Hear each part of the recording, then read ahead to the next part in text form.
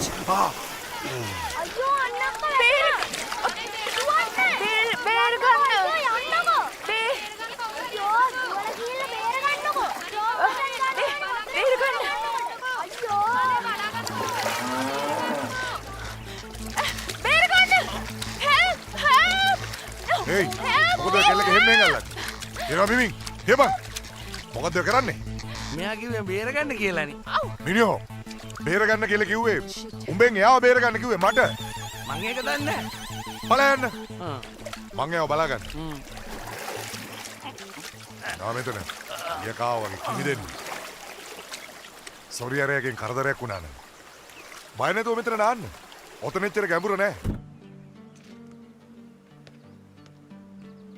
ඔයා ඔය එන පොටෙන් මට තේරෙන්නේ මට කියලා ලොකු වැඩක් කරගන්න වගේ. මේ මට ඇත්තටම ඔයාගෙන් උදව්වක් ඉල්ලන්න තියෙනවා. හලෝ කියන දෙයක් ඉම්මන්ට කියන්න. මට ගෙදර යන්න ඕනේ. මට තා වැඩ තියෙනවා. මේ ඔයාලගේ අර පෙච්චි කඩේ සුම්මයට මං කැමතියි. මට යාළුවෙන් උදව් කරන්නකෝ. හරි උදව් කරා කියලා මට ලැබෙන වාසිය මොකද්ද? මම UK ඉඳලා එනකොට චොක්ලට්ස් ගොඩාක් ගෙනාවා. දැනට මේක ගන්නකෝ. චොකලට් වල වැඩ කරේ ඉස්සර. දැන් කාලේ වැඩක් කරව ගන්න නම් සාධාරණ ගාණක් ගෙවන්න ඕනේ. මේ කාලේ ජීවත් වෙන්නත් හරි අමාරුයිනේ. දැන් ඉතින් ඔයා කීයක් වගේ මගෙන් බලාපොරොත්තු වෙනවද? එහෙම ෆික්ස් රේට් එකක් නැහැ. සාධාරණ ගාණක් ගෙවන්න. වැඩේ දෙන්නම් තිත්තට.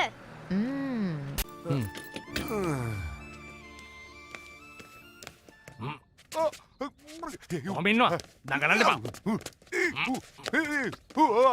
ඒ මට කිචි නරක වචන කියවි අනවංශ what is this ඔයා අපිව බර්ත්ඩේ පාටියට ඉන්වයිට් කරලා ඔයා අපිව ලැජ්ජ කරා අනික මේ සෙනග ගොඩේ අපිව ලැජ්ජ කරේ නෑ ඇල්බර්ට්. අනික ඉතින් ඔයාගේ දුවට බොයිෆ්‍රෙන්ඩ් කෙනෙක් ඉන්නවා කියලා දැනදැනත් ඔයා අපිව ගෙනල්ලා මේ සෙනග ඉස්සරහා ලැජ්ජ කරානේ නෑ ඇල්බර්ට් එහෙම එකක් නෑ. නෑ එහෙම නුණා. එහෙම එකක් නෑ කියන්නේ කොහමද මේ ඇස් දෙක ඉස්සරහා පේන්න තියද්දි මේ අපි යමු Brian This so embarrassing, Dad, but she's so beautiful. ඒකනේ කියන්නේ. මේවා වැඩක් නෑ පුතේ අපි යමු කම් ඇල්බර්ට් ඉවසන්නකො මං කියන එක අහන්නකො. තව මොනවා ආන්නද ඔයා මේ ලැජ්ජ කරා අපිව මේ සෙනග ඉස්සරහා කම් let's go කම් තව මොනවා ආන්නද ආන්න දෙයක් ඉතුරු වෙලා තියෙනවා Listen to me. යන තැනකට යන්න රාත්තරන්. අපේ මහරජානෝ මේ දෙන්නම ෆෝන් එක ගන්න බයයි මම ලවුඩ් ස්පීකර් දාලා තියන්නේ මේ මහරජානෝ කියන දෙයක් කියන්න තමුසෙලාට කවුද උතෙන්ට යන්න කිව්වේ? තමුසෙලා දැන් කෙලින්ම ගෙදර යනවා. ආයෙ වැඩට එන්න එපා. ගෙදරම යනවා ගෙදරම. ඔය පෙට්ටි කඩේ දාගෙන ඉන්නේ අපේ හොඳ පාක්ෂිකේ කරිය. තමුසෙලා දන්නවද? මිනිහා ගාල්ලේ. එයාගේ කඩේට මොනවා හරි වුණොත් තමුසෙලාට මොනවද වෙන්නේ කියලා තමුසෙලා බලා ගන්නවා. හරිය? නෑත මුකුත් කරන්න නැත. අපේ මහරජානෝ මොකුත් කරන්නේ නැහැ කියලා කියනවා. හැබැයි මේ අනේ මහරජානෝ මේ මං කිව්වේ අපේ මේ හෝටලේ ඉස්සරහ ධනවංශ මහත්තයා. එයාගේ හෝටලේ උඩ තට්ටුව නීති විරෝධී. ඒක කාටවත් පේන්නේ නැහැ. මේ දුප්පත් මගේ පෙට්ටි කඩේ තමයි හැමෝටම පේන්නේ. කවුද ඔය ඇවිල්ලා ඉන්න නිලධාරියා? බණ්ඩාර. ඔය හෝටලේ යට තට්ටුවක් තියෙනවා සම්පූර්ණම නීති විරෝධී. හරිය? කඩලා දානවා හෝටලේ යටම තට්ටුව. කැඩුවොත් මගේ හෝටලේම බිමට වැටෙනවනේ. හරි. එහෙනම් උඩම තට්ටුව කඩලා දානවා. හරිය? හරි මහරජානෝ මේ බොහොම ස්තුතියි. මේ මං තියන්නම් එහෙනම් තෙරුවන් සරණයි. වැඩේ උන් නැත්තම් මං ආයි කෝල් එකක් දීලා කියන්නම්. එහෙම වෙන්න හෝටලේ මං අද ආවේ ඉන්න. ඔයාගේ පුතා ගැනවට කියලා දීලා යන්න. ඇත්තම කියනවා නම් ඔයාගේ ළමයා කියවීමට ඉතාමත් දුර්වලයි. එතකොට ලිවීමට ලිවීම ඊටත් හපක්. මෙයා ලියනේවා මෙයාටම කියෝ ගන්න බෑ. එහෙනම් ලොකු දෙයක්. බය වෙන්න දෙයක් නැහැ මගේ කොල්ල අනිවාර්යෙන් දොස්තර කෙනෙක් වෙනවා. බලන්න ටීචර් නිකමට දොස්තරලා ලියනේවා. ඒගොල්ලන්ටවත් කියව ගන්න බෑ. දොස්තර කෙනෙක් වෙන්නේ කොහොමද? මේ ළමයට මේ ලෝකේ දෙයක් බෑ. ඔයාට ටිකක් තදින් ඉන්න වෙයි. නැත්තම් ඉතින් හදා ගන්න බැරි තරමට නරක වෙයි. ටීචට කියන්න මං තදින් ඉන්න හදනවා බෑ. තදින් ඉන්න හදනකොටම මේක 911 කෝල් කරනවා. 911 කියන්නේ ඇමරිකන් පොලිසියනේ. ඔව් ලංකායි පොලිසිය 119න්නේ. ඔව් මේ පොඩි එකා වුණත් දන්නවා මිස් 119 ගාපුවම පොලිසියෙන්න දවස් 2-3ක් විතර යනවා කියලා. ඒක හින්දා කොල්ලා කෙලීම ගන්න ඇමරිකාවට. ඔයාගේ ආදරේ නිසා තමයි ඔය ළමයා ওই විදිහට නරක වෙලා තියෙන්නේ. ඇත්තටම මිස් මං ආදරේ දරුවගේ අම්මට.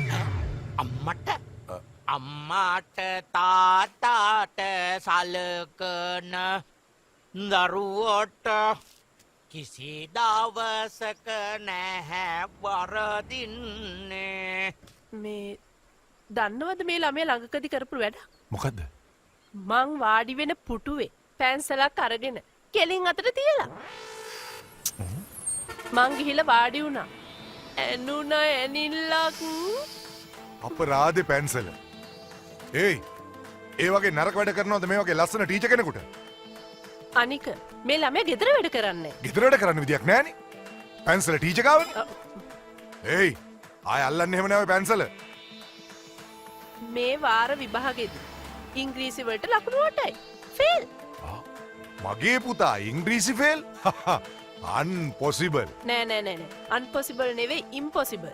ඔයාගෙත් ඉංග්‍රීසි දුර්වලයි. උඹ නිසා උඹේ තාත්තත් එක්ක කතන්දර අහනවා. පීච්චන් වෙනවා. හරුෂ බෝන්දටම නරක් වෙලා ගෙදර යමන්කෝ හවසට හොඳ පාඩමක් උගන්නන්න. මේ ඔයාගේ පුතා මොකද තේ බාස්කේ ගෙදර යන්නේ? පාඩම් ඉගෙන ගන්න. ටියුෂන්. ඔව් ටියුෂන් ගියාට ඉතින් මේ ළමයට මොනවත් බෑනේ. ඉතින් උගන්නන කාටවත් මොකවත් බෑ. උට කියලා මොකෝ මේ උපාධි තියනවා කියලා එකක් ඈ. මෙලෝ රහක් නෑ. ළමයා යනවනේ ටීචර් මං කියලා මොනව කරන්නද?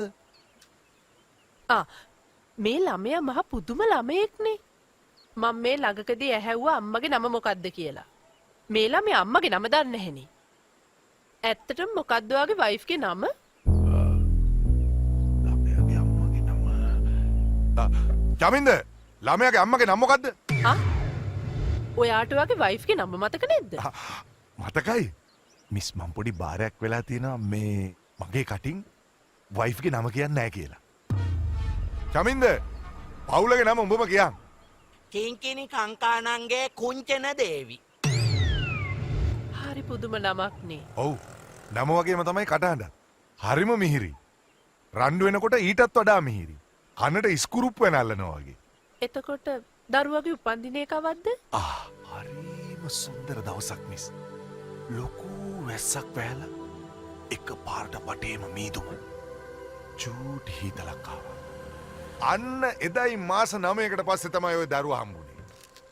අනේ මන් දන්නේ මටත් පිස්සු හැදීගෙන එනවා වගේ. මේ හරි. දැන් එතකොට මේ ළමයා හම්බුනේ මොන ඉස්පිරිතාලේද? හෝම් ඩිලිවරි වෙච්ච දරුවෙක්. Home delivery? ඔව්. අපි ඔන්ලයින් ඕඩර් කළේ. ටීචර්ලා පැත්තේ ළමයෙක් ගෙදර හම්බුණා. ඒකට ඉංග්‍රීසියෙන් මොකද්ද කියන්නේ? Home delivery. ඉතින් ඒකත් හෝම් ඩිලිවරි මේකත් හෝම් ඩිලිවරි. හැබැයි ඉතින් ඔයාට වඩා ඔයාගේ තේබාසුන්නේ ඔයාගේ දරුවා ගැන දන්නවා. ඔව්. මිනිහගේ කිරි බීලානේ හැදුනේ. ලොකු ප්‍රේක්ෂක ප්‍රතිචාරයක් ලැබෙනවා. හොඳ ප්‍රේක්ෂකයන් පිරිසක් ඉන්නවා. ඉතින් සතුටුයි. ආදරණීය ඔබටත් ආරාධනා කරනවා ළඟම සිනමා ශාලාවට එන්න. අපි ඉදිරියේදී අපි එන තැන් තව කියනවා. අද ආවම ආයෙත් දේශානිත් ආවා. ඊට අමතරව මීර සිරිතිලක මහත්මයා, ජීවන් කුමාරතුංග මහත්මයා. ඉතින් අපි හැමෝම ඉදිරියේදීත් එන්න බලාපොරොත්තු වෙන ලංකාව පුරාම. ඉතින් එන්න හවුස්ෆුල් බලන්න නේද දේශානි? ඔව් ඉතින් ආරාධනා කරන ඔයගොල්ලෝ හැමදෙනාටම පවුලත් එක්ක එකතු වෙලා බලන්න එන්න කියලා. ඉතින් නේ සතුටු වෙන්න හවුස්ෆුල් බලලා hina වෙලා ගෙදර යන්න. ඔළුවේ තියෙන බර පොඩ්ඩක් කියලා. ලොකු බර දේවල් නැහැ. බර දෙන්නෙත් නැහැ. තියෙන බරත් මෙතන ඉඳලා සතුටින් ගෙදර යන්න පුළුවන්. හවුස්ෆුල් බලන්න එන්න. ජය වේවා. ඉතින් හවුස්ෆුල් ෆිල්ම් එක ඇවිල්ලා බලන්න. උමේෂ් කියලා කියන්නේ UK ඉඳන් ආපු UK වල හැදිච්ච වැඩිච්ච තරුණ කාන්තාවක්. ඉතින් ඇය ගන්නා තීරණ වල යම් යම් අක්‍රමවත් භාවය නිසා ඇයට ජීවිතේ වෙන්නා වූ යම් මුහුණ දෙන්න සිද්ධ වෙනා වූ හැලහැප්පීම් එක්ක සුම්මගේ ආදරේ කොයි ආකාරයෙන්ද දිව යන්නේ කියලා දැනගන්න පුළුවන්.